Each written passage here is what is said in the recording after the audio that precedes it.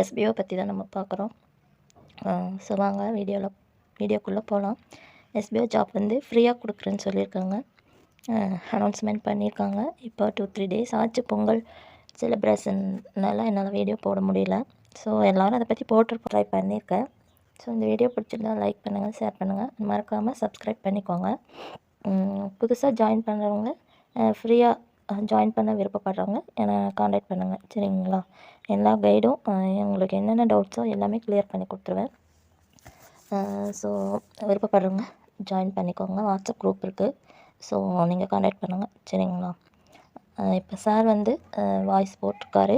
அதாவது ஃப்ரீயாக வந்து எல்லாத்துக்குமே எஸ்பிஓவில் இனிமேல் ஜாயின் பண்ணுறவங்க எல்லாருமே ஃப்ரீயாக ஜாயின் பண்ணிக்கலாம் அப்படின்னு சொல்லியிருக்காரு, சரிங்களா? ஃபஸ்ட்டு இது. ரெண்டாவது வந்து அப்கிரேட் பண்ணுறதுக்கு வந்து ஃபஸ்ட்டு இத்தனை ரெஃபர் கொடுத்தா தான் நீங்கள் வந்து அப்கிரேட் ஆக முடியும் அப்படின்னு சொல்லியிருந்தாங்க இல்லையா? இப்போ அந்த ரெஃபரல் வந்து கம்பல்சரி கிடையாது. ஆனாலும் அப்கிரேட் பண்ணுறதுக்கு நீங்கள் என்ன பண்ணணும் அப்படிங்கிறது அது பிளான் வரும்போது சொல்கிறேன் அப்படின்ட்டுருக்காங்க, சரிங்களா? உங்களுக்கு வந்து அமௌண்ட்டு இன்க்ரீஸ் ஆகணும்னு இருந்தால் நீங்கள் ஒர்க் பண்ணி நீங்கள் வந்து அமௌண்ட் அதிகம் பண்ணிக்கலாம். அதுக்காக தான் அந்த ரெஃபர் கான்செப்ட்டு வச்சுருக்காங்க. ரெஃபர் வந்து கட்டாயம் கிடையாது அப்படின்னு ஃபஸ்ட்டே சொல்லியிருந்தாங்க. ஸோ உங்களுக்கு இன்கம் அதிகமாக வேணுங்கிற பட்சத்தில் நீங்கள் ஒர்க் பண்ணி, அதாவது ரெஃபரல் பண்ணினா நீங்கள் இந்த ஸ்டெப், அதாவது கோல்டு அண்டு டைமண்ட் அந்த இதுக்கு போக முடியும். அதனால தான் அந்த ரெஃபரல் கான்செப்ட்டு வச்சுருந்தாங்க, சரிங்களா? இப்போ வந்து நீங்கள் அப்கிரேட் ஆகணும்னா இந்த ரெஃபரல் வந்து கட்டாயம் கிடையாது. ரெஃபரல் இல்லாமையே நீங்கள் வந்து அந்த கோல்டு டைமண்ட் அந்த அந்த போஸ்ட்டுக்கு நீங்கள் போய்க்கலாம் அப்படின்னு சொல்கிறாங்க. எந்த ஒரு கான்செப்ட்டுமே ரெஃபரல் இல்லாமல் பண்ண முடியாது. ஸோ நீங்கள் ரெஃபரல் பண்ணுறதுனாலும் உங்கள் விருப்பம் அப்படிங்கிறாங்க, சரிங்களா? ரெஃபர் பண்ணது கட்டாயம் கிடையாது. அதாவது ரெஃபரல் பண்ணினா தான் நீங்கள் வந்து இந்த கோல்டு அண்டு டைமண்ட்க்கு அப்கிரேட் ஆக முடியுங்கிற அந்த கான்செப்ட் வந்து இனி கிடையாது.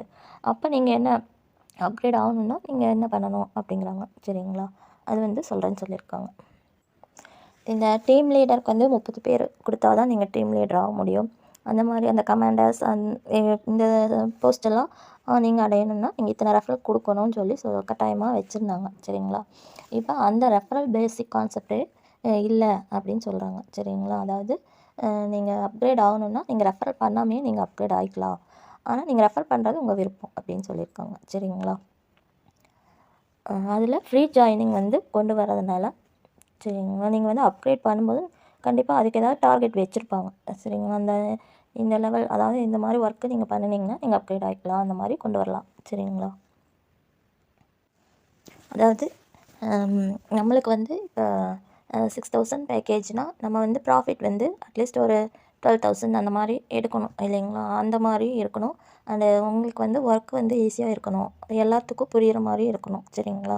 அந்த மாதிரி இவங்க எல்லாம் மேக் பண்ணி கொடுத்துருக்காங்க. அவங்க வந்து சில கண்டிஷன்ஸ் போட்டிருக்காங்க, சரிங்களா? எங்களுக்கு இந்த மாதிரி நீங்கள் எல்லாம் பண்ணி கொடுக்கணும் அப்படின்னு எஸ்பிஓவுக்கு அந்த கம்பெனி சைடு வந்து இந்த மாதிரி ரூல்ஸ் சொல்லியிருக்காங்க. அது என்னென்னு சார் வந்து பின்னாடி சொல்லுவார், சரிங்களா? இப்போ மந்த்லி இவ்வளோ டார்கெட்டு நீங்கள் வந்து எங்களுக்கு கொடுக்கணும் அப்படின்னு அவங்க ரூல்ஸ் போட்டிருக்காங்க. அதில் இந்த மாதிரி நாங்கள் சொல்கிற மாதிரி செய்யணும் அப்படின்னு சொல்லியிருக்காங்க, சரிங்களா? இப்போ அதன் பிரகாரம் தான் நம்ம வந்து நம்மளுக்கு வந்து ஒர்க் வந்து கொடுக்குறேன்னு சொல்லியிருக்காங்க. அது ஸோ அதில் போல் வச்சுருந்தாங்க, சரிங்களா? யார் யார் வந்து சப்போர்ட் பண்ணுறீங்க எஸ்பிஓவை வந்து நான் நம்புகிறேன் அப்படின்னு சொல்கிறவங்க வந்து ஃபஸ்ட் ஆப்ஷன் ஓட் பண்ணுங்கள்.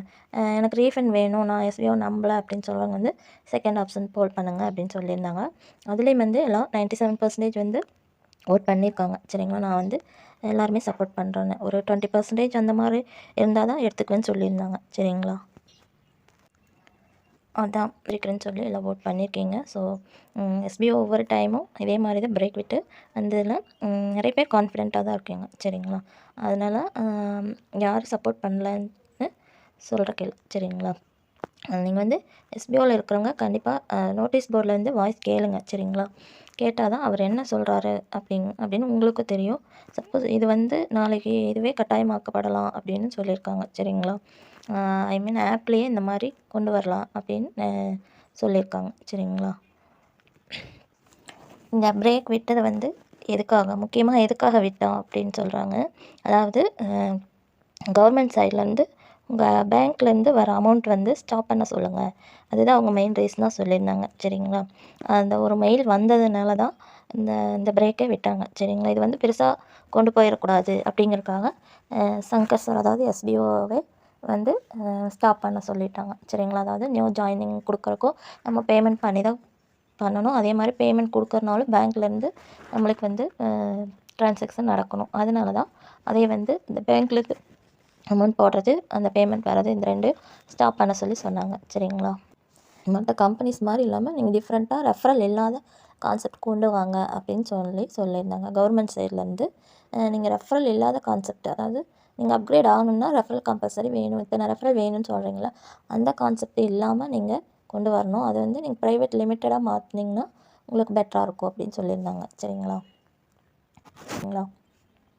இது வந்து எஸ்பிஓவில் ஜாயின் பண்ணுற எல்லாருக்குமே வந்து ஃப்ரீ ஜாயினிங் தான். யாருக்கிட்டேயுமே பணம் கட்டணுங்கிற அவசியம் கிடையாது. கடைசி வரைக்கும், அதாவது லைஃப் டைம் யார் ஜாயின் பண்ணாலும் அவங்கக்கிட்ட அமௌண்ட்டு வாங்க மாட்டோம், தேவையில்லை அப்படின்னு சொல்லியிருக்காங்க. சரிங்களா? அடுத்த கான்செப்ட் வந்து நீங்கள் வந்து கோல்டு பிளான் அண்டு டைமண்ட் பிளானுக்கு போகணும்னா நீங்கள் வந்து ரெஃபரல் கம்பல்சரி இத்தனை ரெஃபரல் கொடுத்தா தான் நீங்கள் அந்த அப்கிரேட் ஆக முடியும் அப்படின்னு சொல்லியிருந்தாங்க. அதனால இப்போ அந்த ரெஃபரல் கான்செப்ட்டு இல்லாமல் நீங்கள் அப்கிரேட் பண்ணிக்கலாம் அப்படின்னு சொல்லியிருக்காங்க. சரிங்களா? அதுக்காக ரெஃபரல் வந்து பண்ண வேண்டாம்னு சொல்லலை. நீங்கள் விருப்பப்பட்டால் செப்பரேட்டாக பண்ணிக்கலாம். சரிங்களா? ஃப்ரீ ஜாயினிங் தானே, அதனால் நீங்கள் வந்து கொடுத்துக்கலாம் அப்படின்னு சொல்கிறாங்க.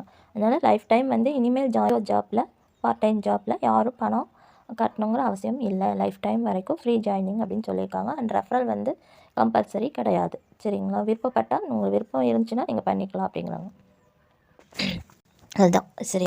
அப்கிரேட் பண்ணுறக்கு நீங்கள் ரெஃபர் பண்ணால் தான் அப்கிரேட் பண்ணணும், அப்கிரேட் ஆக முடியுங்கிற ஒரு கட்டாயம் இருந்தது. இப்போ அந்த ரெஃபர் பண்ண வேண்டிய கட்டாயம் கிடையாது. இந்த 2 மட்டும் இவங்க வந்து கன்சிடர் பண்ணியிருக்காங்க. சரிங்களா?